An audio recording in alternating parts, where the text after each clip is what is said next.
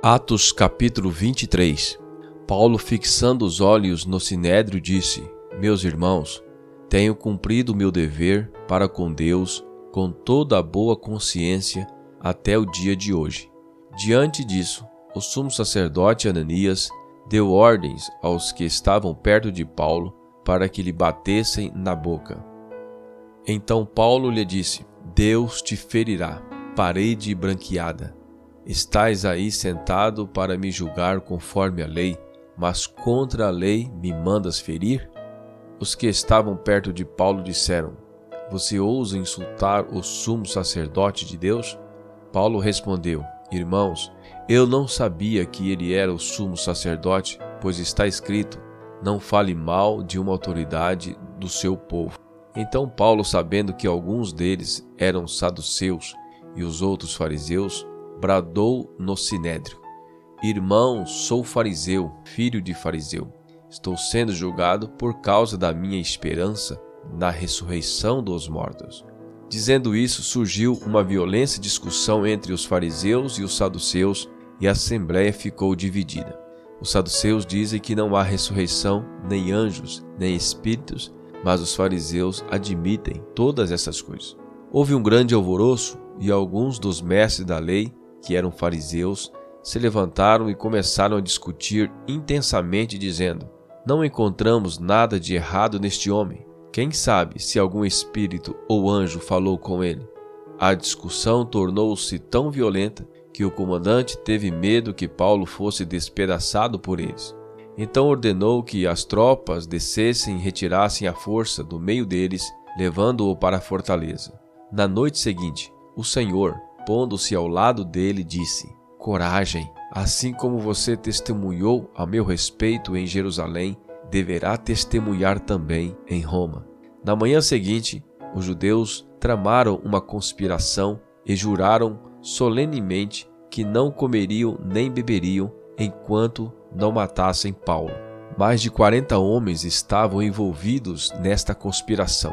E dirigindo-se ao chefe dos sacerdotes e aos líderes dos judeus, disseram: Juramos solenemente, sob maldição, que não comeremos nada enquanto não matarmos Paulo. Agora, portanto, vocês e o sinédrio, peçam ao comandante que o faça comparecer diante de vocês com o pretexto de obter informações mais exatas sobre o seu caso. Estaremos prontos para matá-lo antes que ele chegue aqui. Entretanto, o sobrinho de Paulo, filho de sua irmã, teve conhecimento dessa conspiração, foi à fortaleza e contou tudo a Paulo, que, chamando um dos centuriões, disse: Leve este rapaz ao comandante, ele tem algo para lhe dizer. Assim ele levou ao comandante. Então disse o centurião: Paulo, o prisioneiro, chamou-me, pediu-me que te trouxesse este rapaz, pois ele tem algo para te falar. O comandante tomou o rapaz pela mão, levou-o à parte e perguntou: Que você tem para me dizer? Ele respondeu: Os judeus planejaram pedir-te que apresentes Paulo ao sinédrio amanhã, sob pretexto de buscar informações mais exatas a respeito dele. Não te deixes convencer, pois mais de 40 deles estão preparando uma emboscada contra Paulo. Eles juraram solenemente não comer nem beber enquanto não o matassem. Estão preparados agora, esperando que prometas atender-lhes o pedido. O comandante despediu o rapaz e recomendou-lhe: Não diga a ninguém que você me contou isso.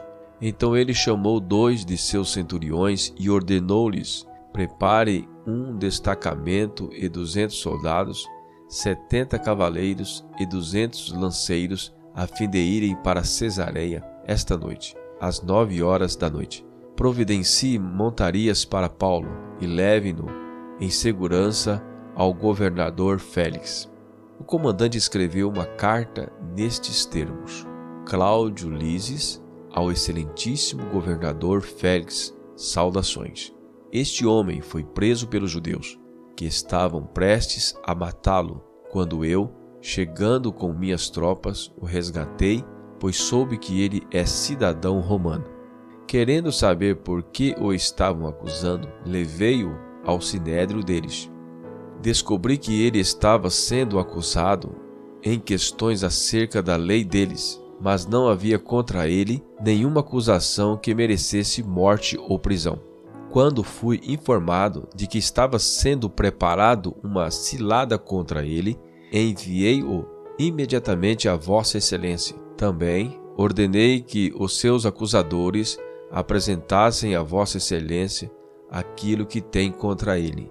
Os soldados, cumprindo o seu dever, levaram Paulo durante a noite e chegaram a Antipátride.